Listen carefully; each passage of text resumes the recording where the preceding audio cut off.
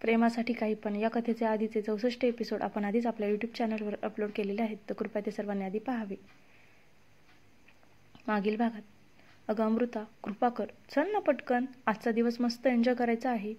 चल ना, धबधबा एन्जॉय करू.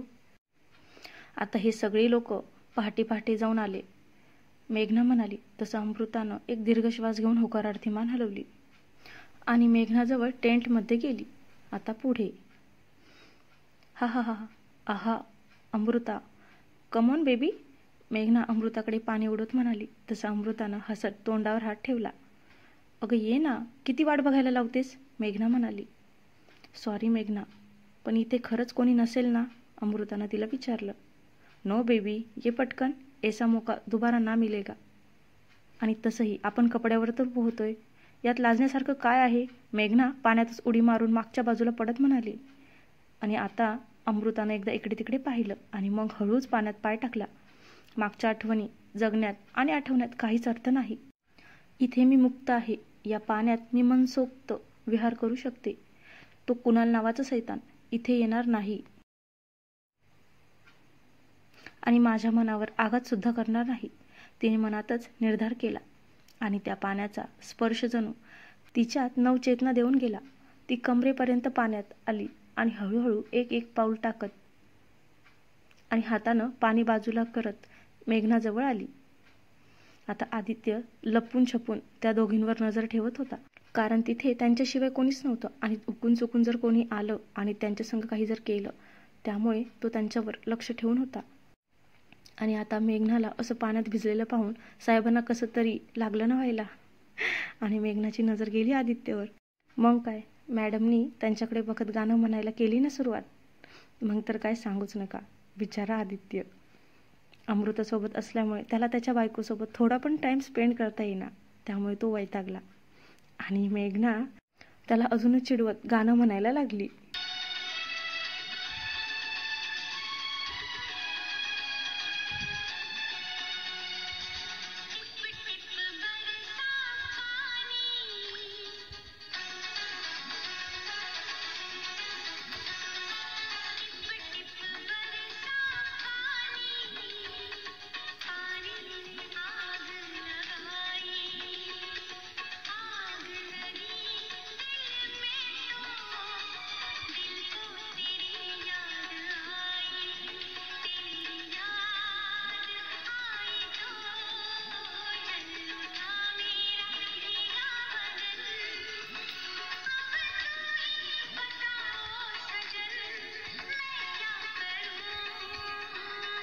आता मेघना आधी तिकडे बघत मटकत मटकत अमृताच्या अंगावर पाणी उडत होती आणि अमृता पण आता हसत तिच्या अंगावर पाणी उडत होती.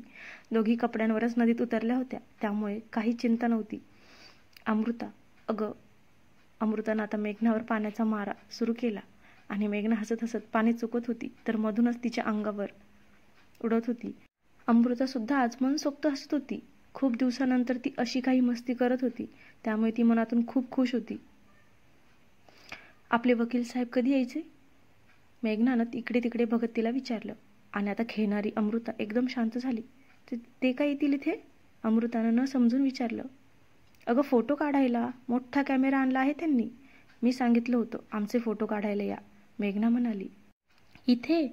अगं पण असे कसे फोटो काढणार ते, आपण नदीत आहोत ना, भिजलेला आहोत, अमृता संकोचित तिला म्हणाली.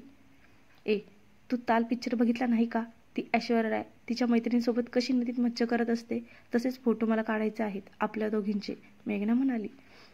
आणि त्याच वेळी ऋषा, बी केअरफुल, विशालचा आवाज आला आणि त्या दोघींनी आवाजाच्या दिशेला पाहिलं.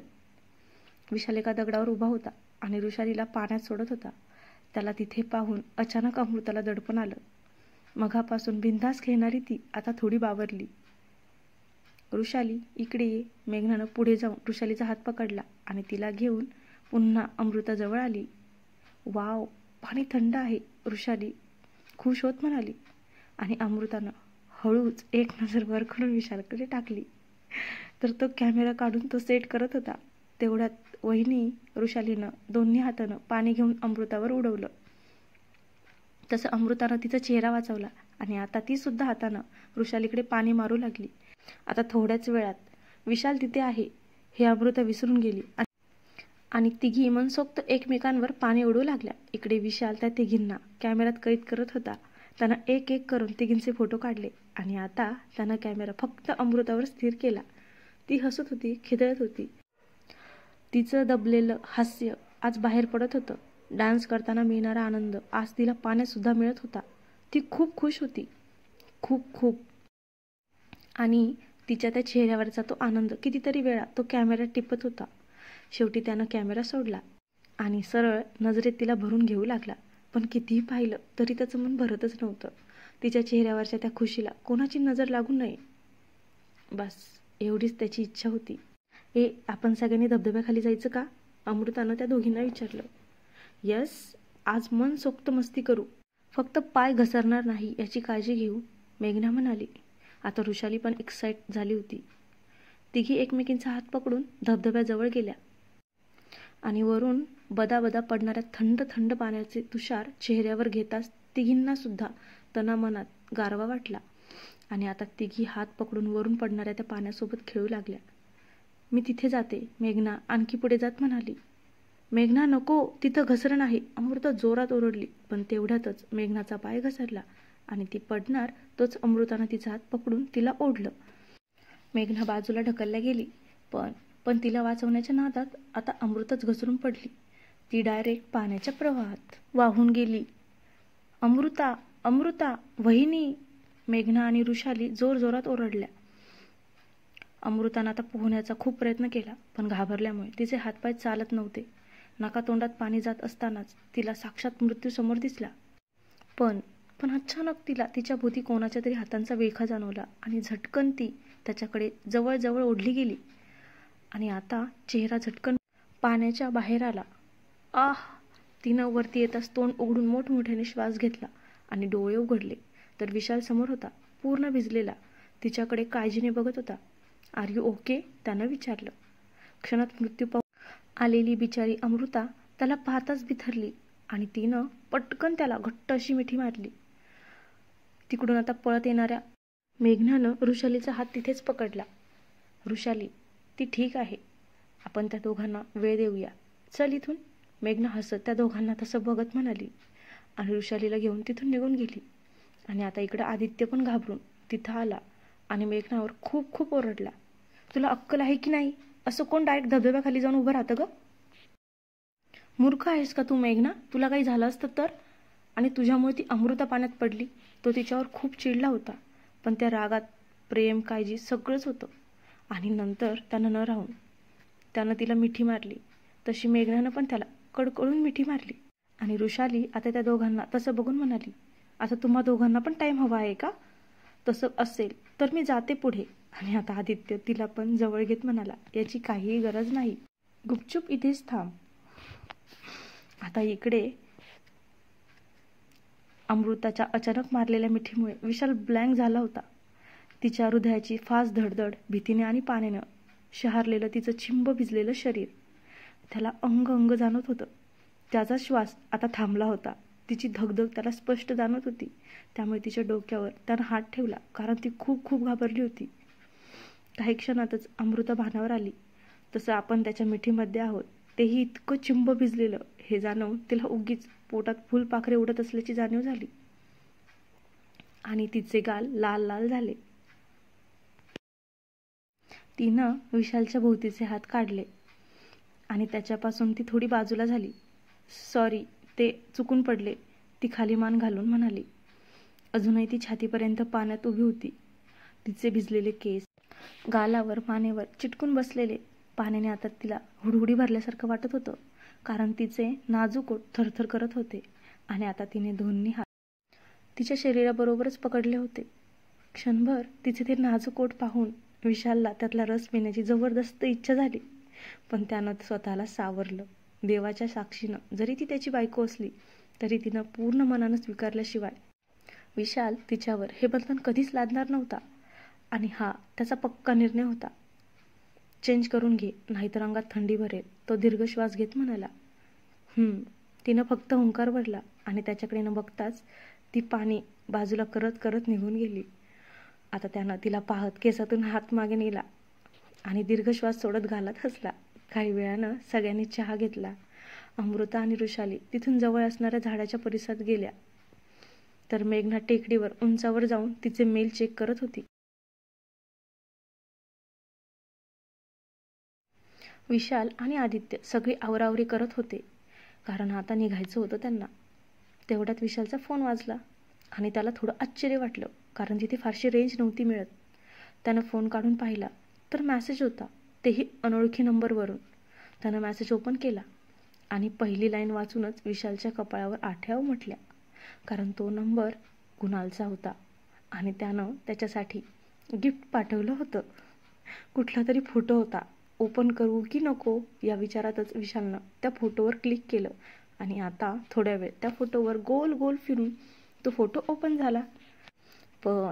पण तो फोटो पाहताच रागात विशालच्या हातांच्या मुठी घट्ट झाल्या, कारण तो फोटो एका सुंदर मुलीचा होता आणि ती मुलगी सध्या तिचे नको ते अवयव रिव्हील करत होती. आणि आता तो फोटो पाहून विशालनं मनातच कुणालला खूप खूप शिव्या घातल्या आणि आता तो फोटो डिलीट करणार. तोच ऋषाली. अमृताचा मोठा आवाज आला. जसं विशालनं घाबरून त्या दिशेला पाहिलं तर ऋषाली झाडाच्या एका फांदीला लटकत होती. ऋषा! विशाल लगेच तिच्याकडे धावला. त्यानं हातातला फोन खाली टाकला आणि पटकन ऋषाली लटकत होती त्याच्या खाली तो जाऊन उभा राहिला. अमृता पण घाबरून तिथेच उभी होती. झाडावर चढू नको बोलले होते मी, तरीही चढली. आय एम सॉरी विशाल, अमृता घाबरून म्हणाली. तिच्या चेहऱ्यावर नको इतकं टेन्शन जमा झालं होतं.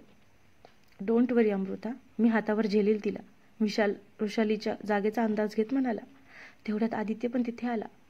त्याला तर समोरचं दृश्य पाहूनच धक्का बसला. आज नेमकं होतंय काय आपल्या सगळ्यांसंग हेच त्याला कळत नव्हतं. आधी अमृता पाण्यात पडली आणि आता ती ऋषाली असं झाडाला लटकली होती. ऋषाबाळा हात सोड, विशाल आदित्य दोन्ही हात पसरून तिला म्हणाले. दादा मला भीती वाटते. ऋषाली आता रडकुंडीला आली होती.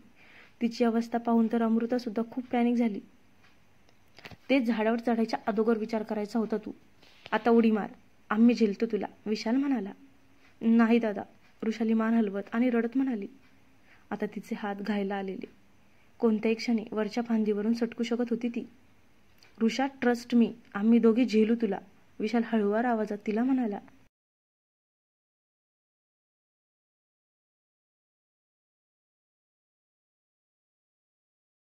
आणि आता ऋषालीनं भरलेल्या डोळ्यांनी त्यांच्याकडे पाहिलं.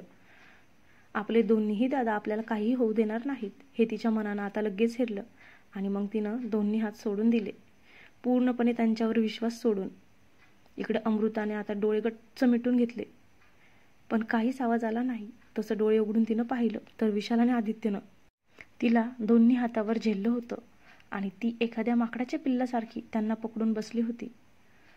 तिने मनातच आता सुटकेचा एक निश्वास सोडला. आर यू ओके, विशालनं ऋषालीला खाली उतरवलं. हो, ऋषाली मोठ्यानं श्वास घेऊन घाम पुसत म्हणाली. आता पुन्हा झाडावर चढू नको, चल आता, आदित्य रागात तिला म्हणाला. नाही चढणार दादा, ऋषाली लगेच त्याचा हात पकडून पुढे जात म्हणाली. पण तेवढ्यात विशालला अमृता आठवली आणि म्हणून त्यानं मागे वळून पाहिलं तर ती खाली पडलेला त्याचा फोन उचलत होती. आता क्षणात त्याच्या डोक्यात जणू वीज कोसळली. हृदय एकदम घाबरून गेलं. अमृता, त्यानं एकदम मोठ्याने आवाजात हाक मारली. तसं खाली वाकलेली अमृता दचकून आहे त्या जागेवर उभी राहिली. आपल्याकडून काही चूक झाली का?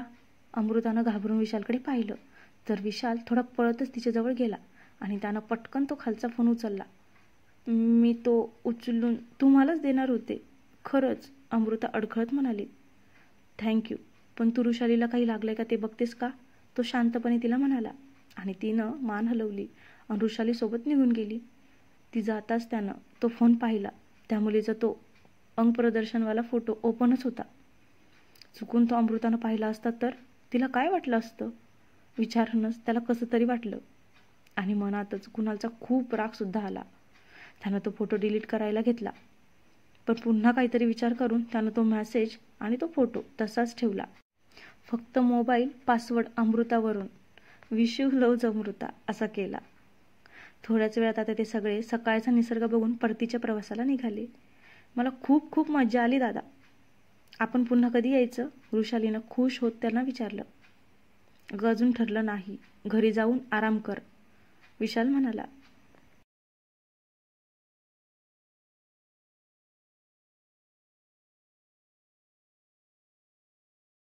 आता विशालनं त्या सगळ्यांना त्याच्या आधीच्या घराच्या बाहेर सोडलं, पण तो गेटमधून मात्र आत गेला नाही. सी यू, विशाल म्हणाला. आणि आता सगळे घरात जाताच त्यानं गाडी स्टार्ट केली. त्यानं त्याचा फोन काढला आणि कुणालचा नंबर डायल केला. 2-3 रिंगमध्येच फोन उचलला गेला. हॅलो मिस्टर विशाल सरदेशमुख पाटील, मला माहिती होतं तुझा कॉल मला नक्कीच येईल. ती मुलगी आवडली ना? अरे तिच्यापेक्षा चांगल्या मुली सुद्धा आहेत, तू फक्त हो बोल. कुणालचा आवाज आला. त्याच्या आवाजात किंचित खुशी होती. कदाचित विशालनं कॉल केला म्हणूनच असेल. आणि विशाल म्हणाला, कुणाल, तू नक्की बिझनेसमॅनच आहेस ना, की कोठे चालवणारा दलाल? विशालनं शांतपणे त्याला विचारलं. पण आता त्याचा प्रश्न ऐकून इकडे कुणालच्या कपाळावर आठ्या उमटल्या, पण तो लगेच नॉर्मल झाला. अरे ती मुलगी आवडली नाही का तुला? आणखी आहेत, यापेक्षा बोल्ड फोटो मी पाठवू शकतो, कुणाल म्हणाला. विशालनं आता एक दीर्घ श्वास घेतला. कुणाल, तुझ्याकडे सध्या ना याशिवाय कुठलंच काम नाही वाटतं. बरोबर आहे, तू सध्या फक्त फोटोज पाहू शकतोस ना, कारण बाकी काही करायला तुझे पाय कुठे ठीक आहेत, विशाल शेवटच्या वाक्यावर जोर देत म्हणाला. आणि त्याचं ते डिवचणं ऐकून कुणालच्या तळपायाची आग मस्तकात गेली. उद्या भेटूया कोर्टात. आणि हो, असले फोटो पुन्हा मला पाठवू नको, त्यापेक्षा ते तूच बघून स्वतःचं सॅटिस्फॅक्शन करून घे, विशाल म्हणाला. आणि त्यानं फोन कट केला. पण इकडे कुणालनं रागातच हातातला फोन फेकून दिला. साला, समजतो काय स्वतःला? मला काही करता येत नाही का? मला अजूनही मी सगळं काही करू शकतो. तू बघच आता त्या अमृताला पुन्हा माझ्याकडे कसं आणतो ते, आणि तुझ्यासमोर तिला पुन्हा माझी बनवूनच राहील मी, कुणाल रागात बडबड करत होता. आता दुसऱ्या दिवशी, अमृता, डोंट वरी, सगळं ठीक होईल. आणि आज तुला घटस्फोट मिळून जाईल, मेघना गाडी चालवता चालवता तिला म्हणाली. आज अमृताच्या डिवोर्सची तारीख होती, त्यामुळे तिला टेन्शन आलं होतं. होप सो, आज मी पूर्णपणे मुक्त होईल, अमृता सुस्कारा सोडत म्हणाली. हो ग राणी, आज सगळं ठीक होईल बघ. फक्त विशाल दादा जे काही बोलले आहेत तेच कर, मेघना म्हणाली. अमृतानं हुंकार भरला. आता थोड्याच वेळात दोघी सुद्धा फॅमिली कोर्टात दाखल झाल्या. तिथे विशाल आणि आदित्य अगोदरच होते.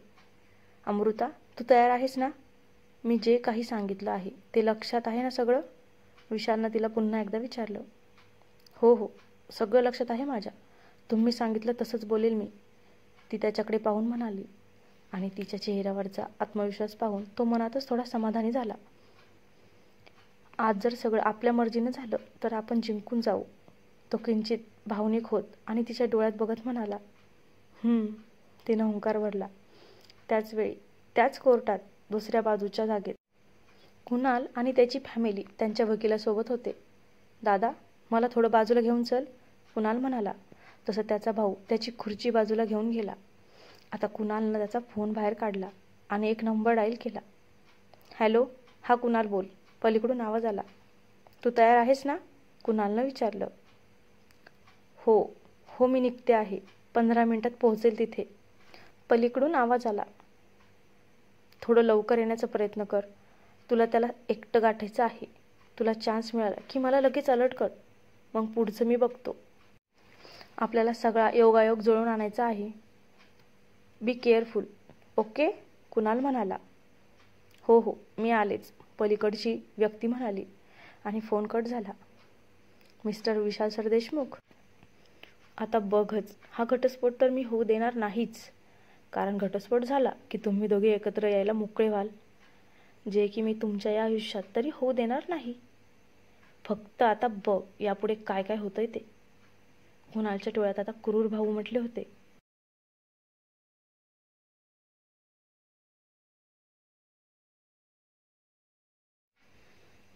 तर चला भेटूया पुढच्या भागात. पुढचा भाग बस काही तासातच येईल. कमेंट करायला विसरू नका. आणि हो, आपली केस स्टार्ट झाली आहे. आता पुढच्या भागात कळेल केसमध्ये काय काय होतंय ते. अमृता मुक्त होईल का, कुणालनं काय प्लॅन बनवला आहे आणि तो सफल होईल का. तर चला पटकन कमेंट करा. आणि नवीन कोणी असेल तर आपल्या चॅनलला नक्की सबस्क्राईब करा. धन्यवाद.